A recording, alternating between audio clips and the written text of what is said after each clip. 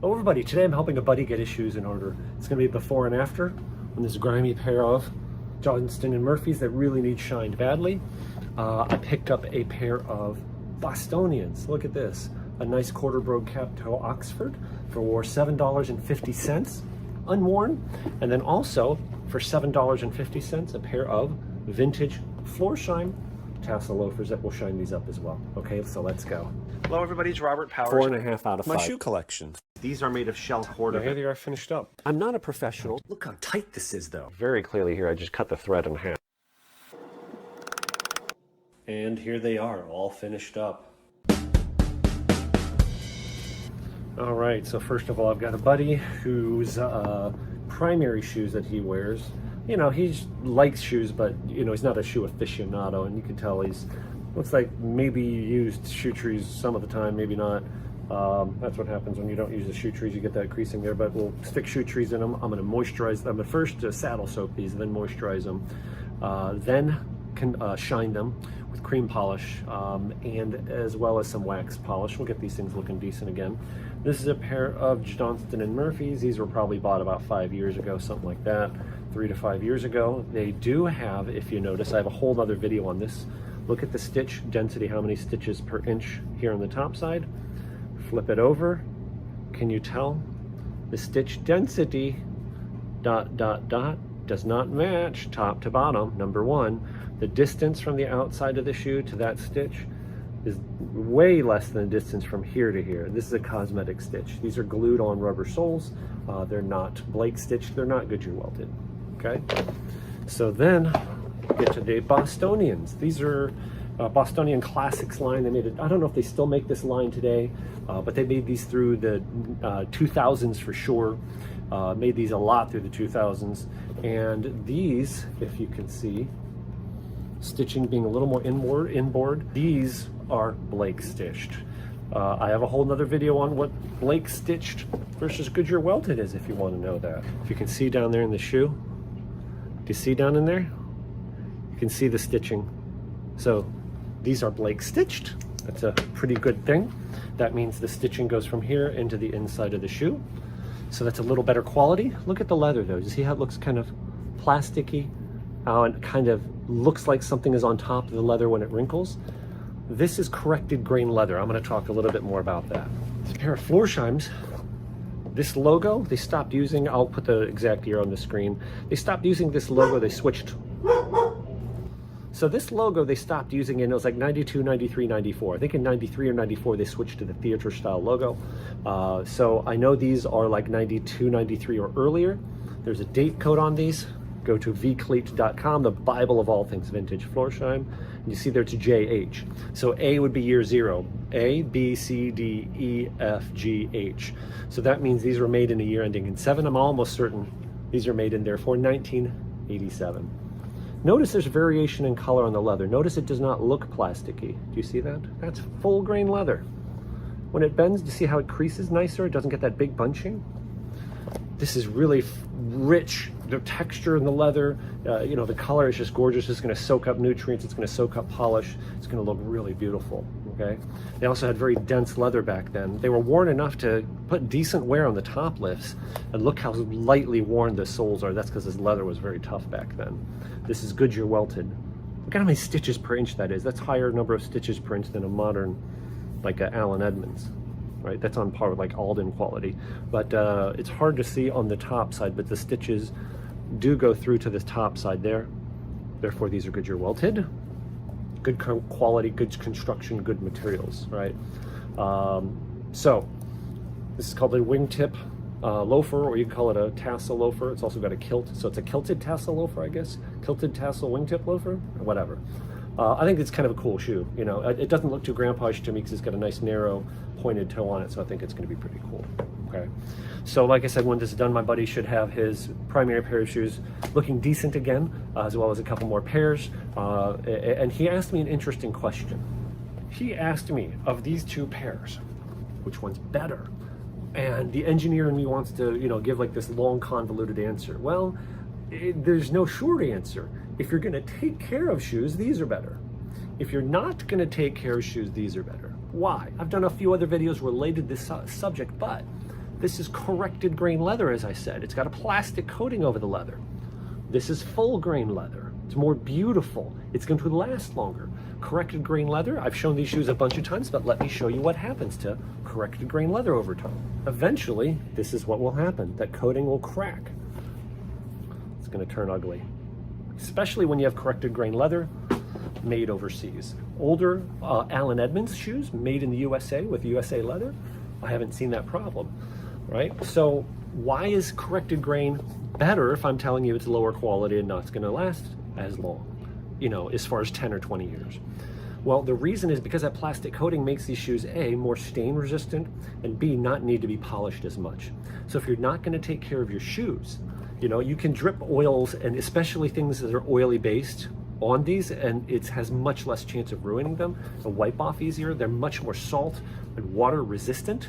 So if you live in an area where, like in Northeast Ohio here, they salt the streets to melt the snow and ice, that salt water is horrible. These will be much more resistant to that.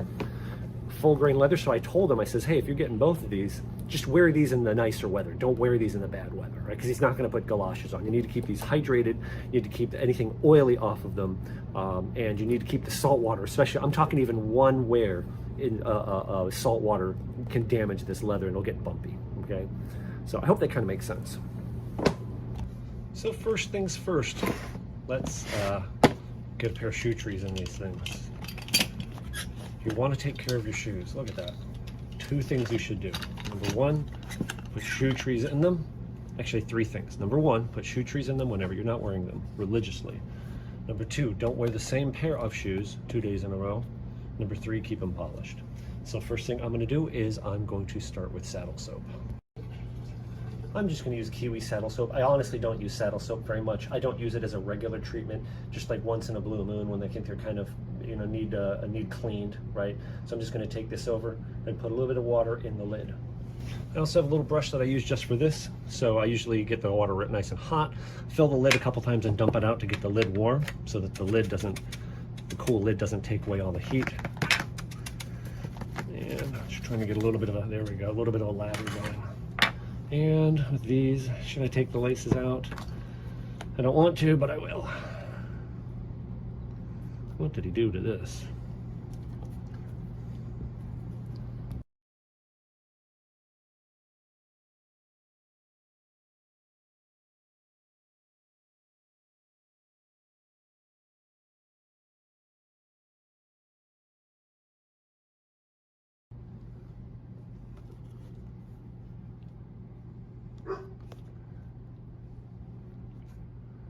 Saddle soaped.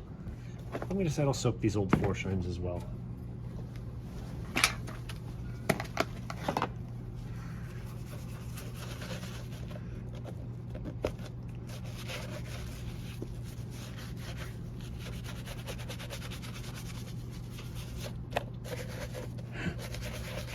Was that missing before? I just noticed. Ah.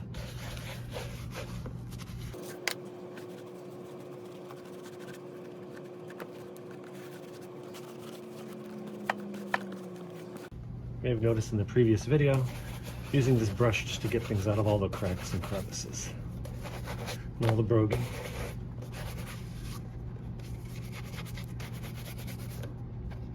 Out from between the welt as well.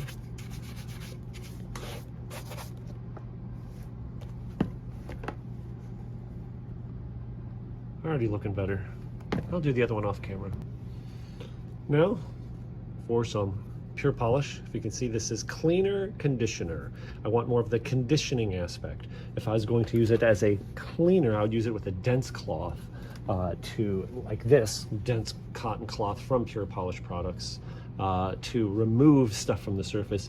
These, because I've cleaned them, I'm more worried about conditioning. So to use the conditioning aspect, I'm just going to use my fingers. I like Pure Polish because it's a U.S. U.S. privately owned company, all natural materials, non-toxic. So you just get some on your finger. I don't know what that blue in there is, and just rub it in. All those ingredients are on the labels too. I think this is mainly coconut oil is the main conditioning ingredient. what is it, beeswax. There's one other thing. Biodegradable, non-toxic. Orange oil, beeswax, coconut oil. I think orange oil is the carrier. I think coconut oil is the more the conditioner. The beeswax gives it a little bit of shine. Not gonna go crazy with it. A little goes a long way. See, like my finger there. See, that gets kind of that whole area there. Maybe a little more right there. Eye stays, it's good to condition so that the leather to there stays pliable. You see this wrinkling there? That's because he shoves his foot in without either without untying them or something like that. Yeah, oops, that's partially my fault. But I think he's shoving his feet in without untying the shoes. And or not using a shoe horn.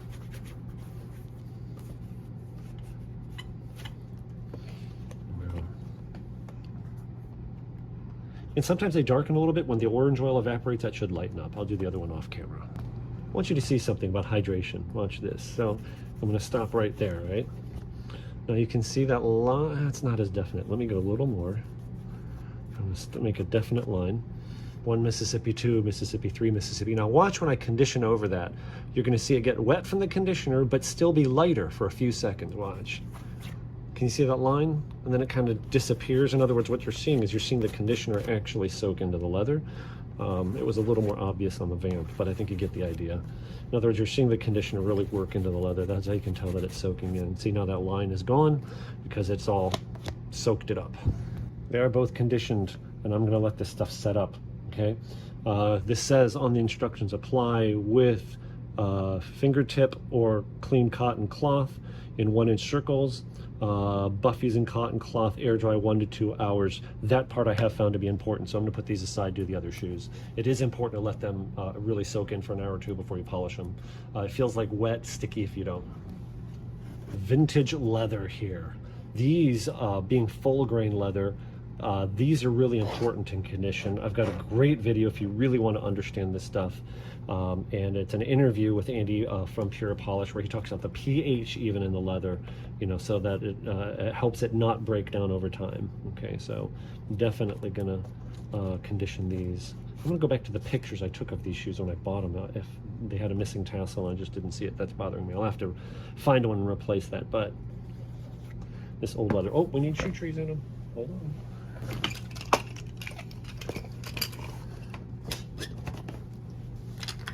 Now these shoe trees are a little too big, really for daily use. They're a little bit tighter than I'd like them to be, but I'd like that for working on shoes. I want them a little bit too big on purpose. You see that color change? Isn't that gorgeous? Just thirsty leather, just soaking it up. I've seen sometimes here we're just doing this and then polishing them. You're like, you know, it's enough where you almost don't need to shine the shoes. Almost. And get it on the, stick your finger in like this, get it on the tip of your finger and drive that into that welt. I'm not going to go crazy with conditioning the toes, the tips of the toes. I want to get in the welt, see like there where it's been scuffed, but I don't need to go crazy. I'm almost wiping the extra off because I don't want to make it more difficult to mirror shine. The vamp though I'm going to get twice. The vamp is where it flexes the most. Now let's pull those tassels out of the way, get the kilt. Top of the vamp here. Let's get over those leather straps. Even hit the tassels a little bit there. Being careful. One more time here in that, see this double layer of leather there? I'm trying to get up into the layers of leather. Driving down into the welt, drawing the conditioner back. See how far I can spread it.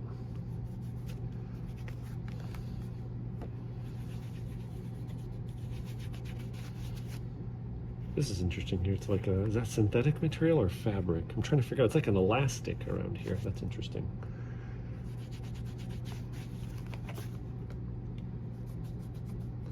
Heavily conditioning the top there where it gets beat up from sticking your heel in. Come all the way around. Connect back up. Drive it into the welt. There we go. Conditioned. Doesn't it look much richer? I'll do the other one off camera. When you polish shoes, you find damage. There's actually some damage right there. That's actually the leather tearing. I'm going to show you what I'm going to do about that. I'm going to heavily condition it first, so hopefully it doesn't get any worse. But it ripped where the stitching is. We'll get that later.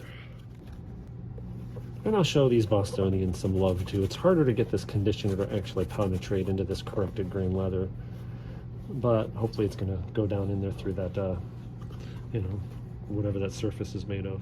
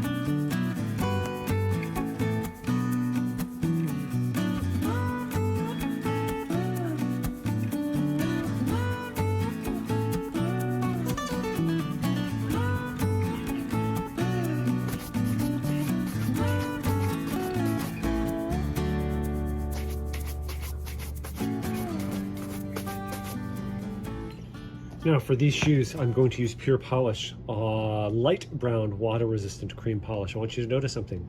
This is water resistant. This has bentonite clay in it. I don't believe that putting things with silicones to waterproof shoes is a good idea. I believe it's a bad idea because then you're sealing over the leather and it can't breathe. It's not natural. This uses natural material bentonite clay. Again, interview with Andy Vaughn from Pure Polish. He explains it, and this stuff actually works. It's not a waterproof. That's why he says water resistant, but I'd say 70% increase in water resistance, and the bentonite clay activates when the water hits it. It's good stuff, and it does make the shoes, like I said, much more water resistant.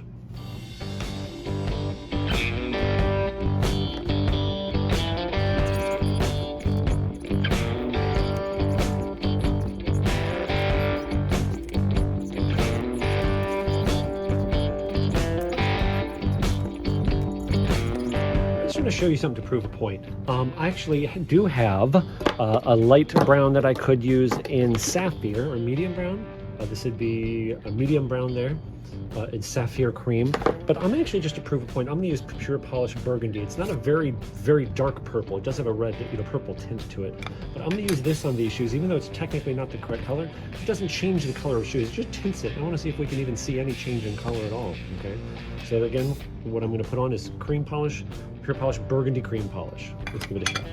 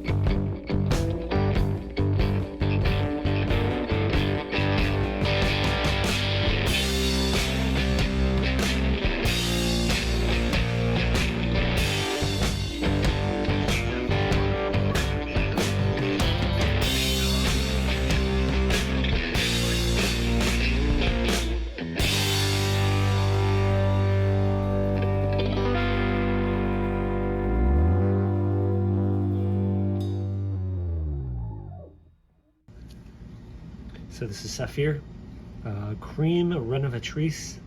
Notice this is French spelling. This is the only color I have. I'm hoping I can tint it darker.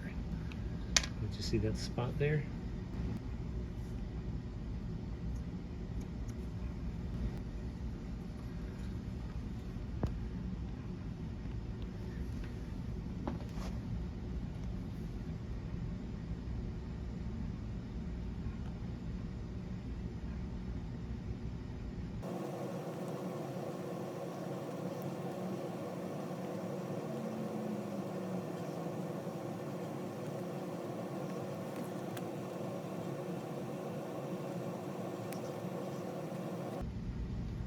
I'm gonna let that set up. Okay, it's not set up yet, but just taking a rag.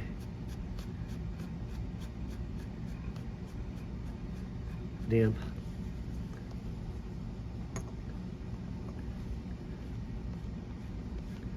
Wiping off the excess. Okay, what I did right there was I mixed some of this, the Saphir Cream Renovatrice, with this, which is Phoebe's Leather Dye. I know you can't really see it, but that's medium brown. Mixed in just a dab of dye, like a drop of dye, with a big dab of that. That's what I got. I put it on there, and it's not really 100% perfect, but like right now I'm literally 2.5 inches away from the 3-4 inches away from the repair. So I think that's good. I think I'm gonna leave that alone. So I struggled here trying to get a tassel to match. I found a couple black ones. I found another one in my bin that just was, you know, wrong style. I tried to strip off the black and then re-dye it, and it just didn't work. It still looks like a dark, dark, dark brown. So I gave up on that idea, and then... Now, wait a minute. What do we see? Right there. I know these shoes have been sitting here half of forever. Well, they're crap. They're newer Florsheims with a bonded rubber sole. I think we have ourselves a winner.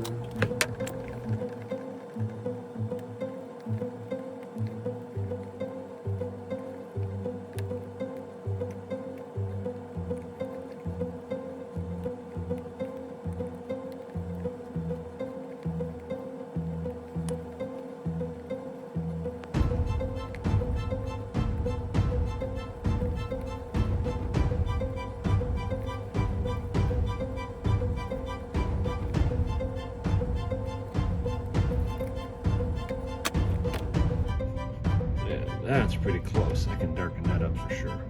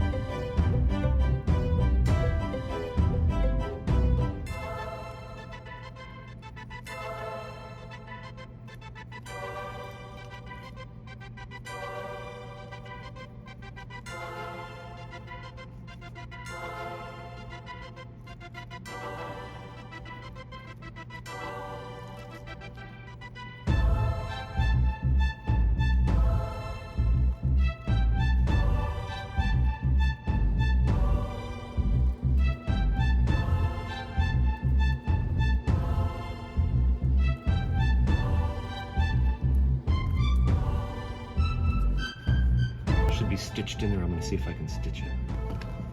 Okay, I'm going to cheat. This is a staple. I'm going to cinch it in with a staple.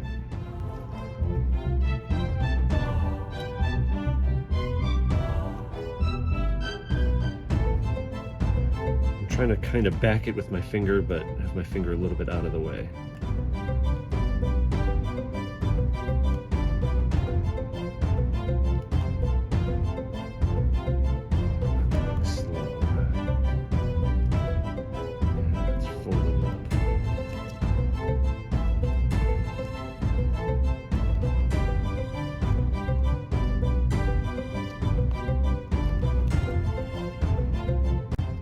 it's sliding through. Oop, there, I felt it. Look at that.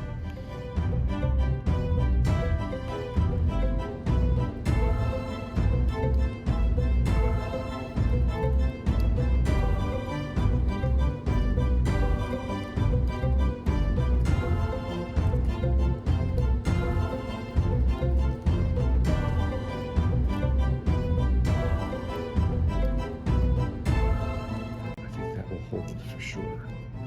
Just need to hide that metal staple. Not too shabby. The threads were black, right?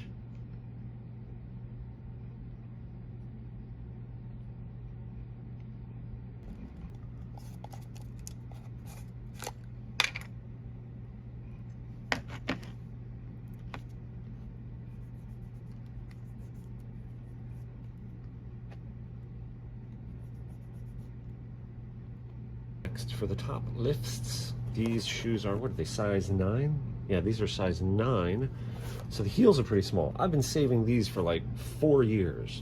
This is a pair of Vibram top lifts, and if you can see, this is how bad I was when I used to do these things. I don't know if it shows up on camera, but that edge is very wonky. Do you see that? It's like it undulates all over the place. It's not square.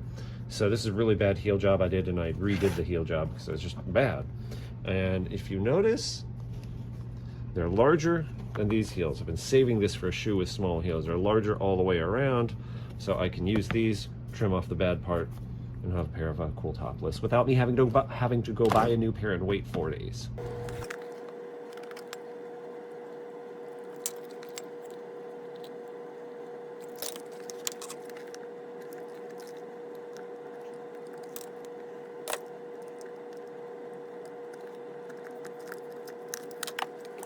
Wasn't supposed to take that bottom layer off. Okay, so I think I see what happened. You can see this is technically 2 layers of rubber. They're very hard to get apart. It's tearing. It's not separating. Okay, and you see those nail heads? I don't know if you can tell. So those nail heads are actually raised up a little bit. So what that means is this layer of rubber here was supposed to stay on the shoe. It popped through the nail heads because it's very thin. So I'm gonna have to figure something out. Either I could maybe pound those nails down a little further and then glue over top. So here's a little bit of the conundrum: is this top lift is so thin, because it's cheaper. Later they went, the cheaper they made the shoes. So that top lift is so thin, I'll upset the heel balance. If I replace the whole thing, I'm perfect. So I'm gonna replace the whole thing. I don't think I'm gonna hurt anything, but I do have to have those nails flush.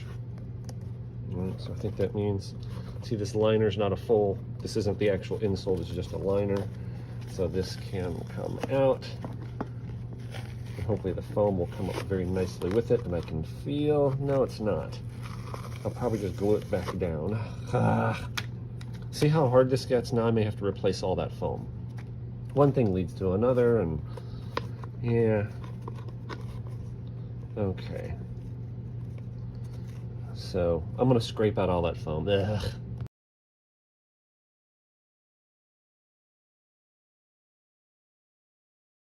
So those nails come through there, and I don't know if you can tell, they cinch over. So if I have this on the metal last, and I pound them in further, they should just cinch more on the metal last, I think.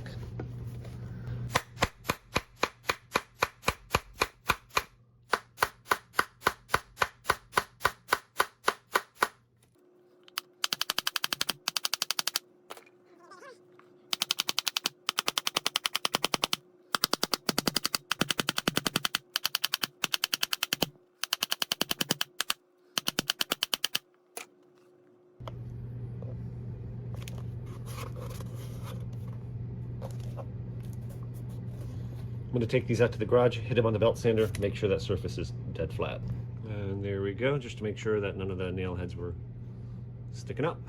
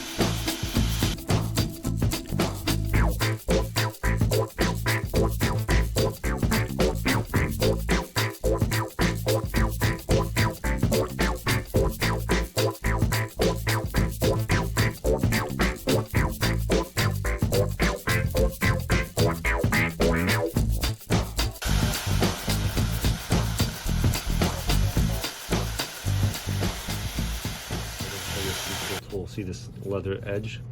You see this tool? My wife got me this leather working kit a couple Christmases ago, few Christmases ago, and it's like 40 bucks and had like, I don't know, 6, 7, 8 tools in it, including that one. Isn't that cool?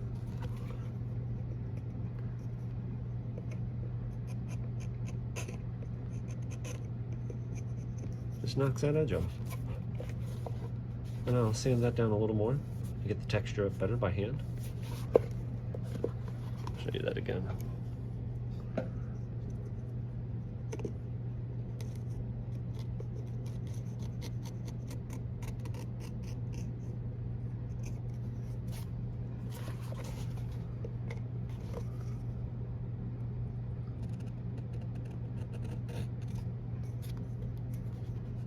And I need to do the front edge of this as well. I'm not exactly sure I'm going to do that yet. Maybe the Dremel? I don't know.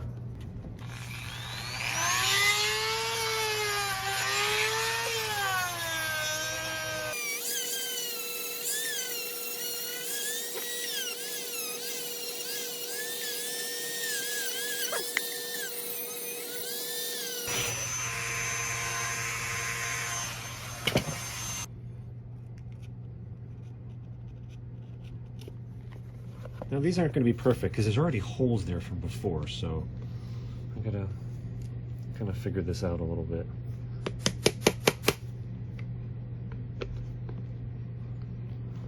You got to keep in mind what I'm doing here. This isn't a pair of Allen Edmonds that I'm redoing for, you know, like as a professional for a customer. It's a pair of, what was these? How much were these shoes? I think these were the ones that were half off. I think these were $5. You know, for someone who's going to probably honestly kind of tear them up.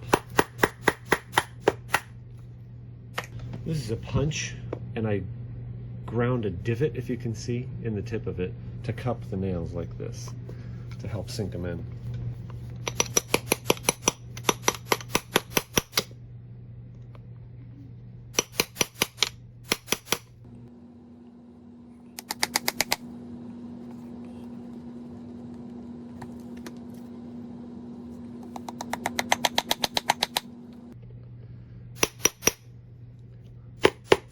These are actually brass. I'm gonna go halfway. It's gonna run into, hopefully the leather will mush over.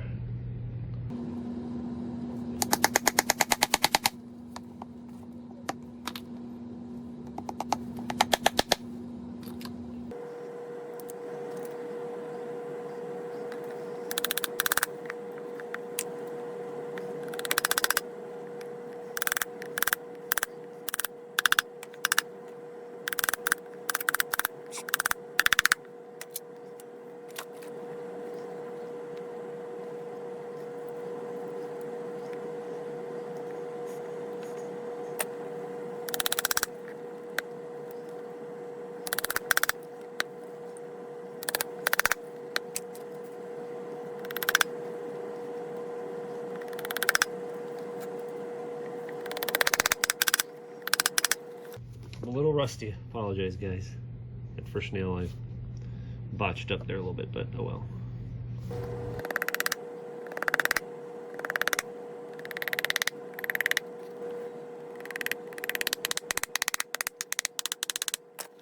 That is how it should look.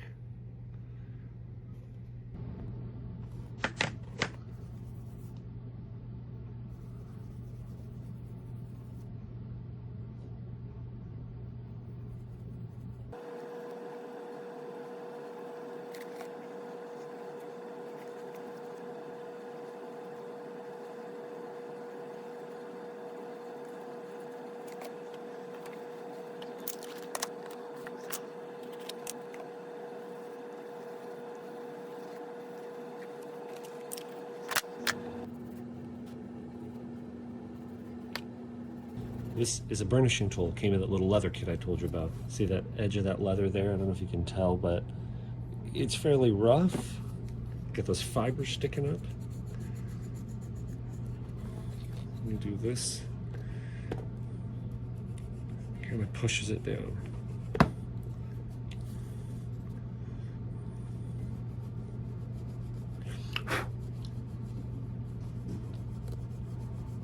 compacts the leather surface. So watch this.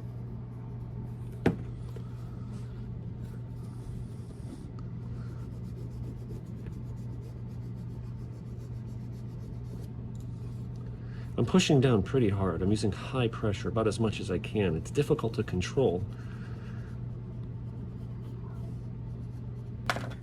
See that? No. That's not bad, huh?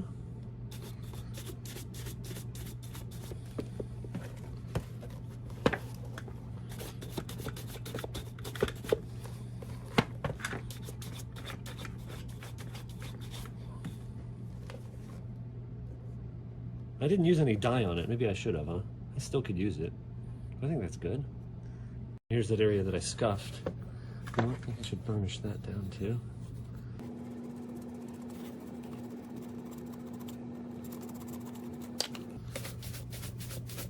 Voila.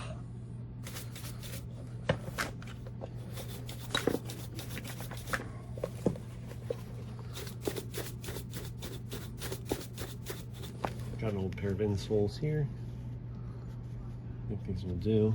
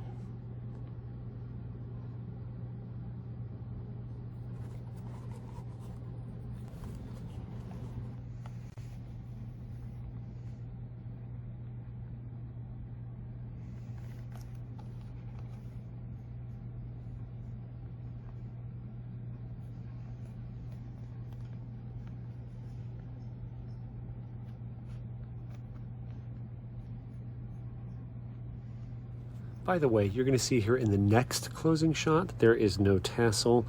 I gave 2 of the shoes back to the owner before I actually finished the heels. So if you see that inconsistency, this wasn't all videotaped in chronological order. And here they are, all finished up. Now, I didn't spend a ton of time on the Johnston and Murphys here, and I purposely did not put a high mirror shine on them.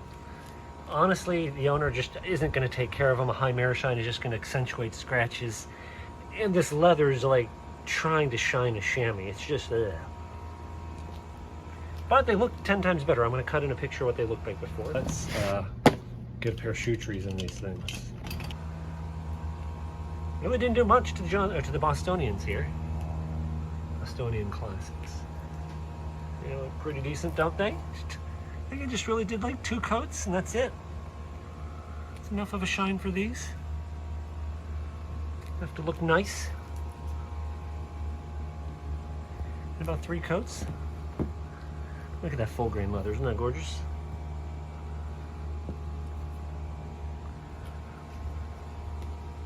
Just want to get a nice shot of all 3 of them together. All right, thank you so much for watching. If you've ever bought your wife a gift while you're bringing home another new pair of shoes, just in the hopes that she's not going to notice, you might want to consider subscribing to my channel. Thank you. God bless you guys.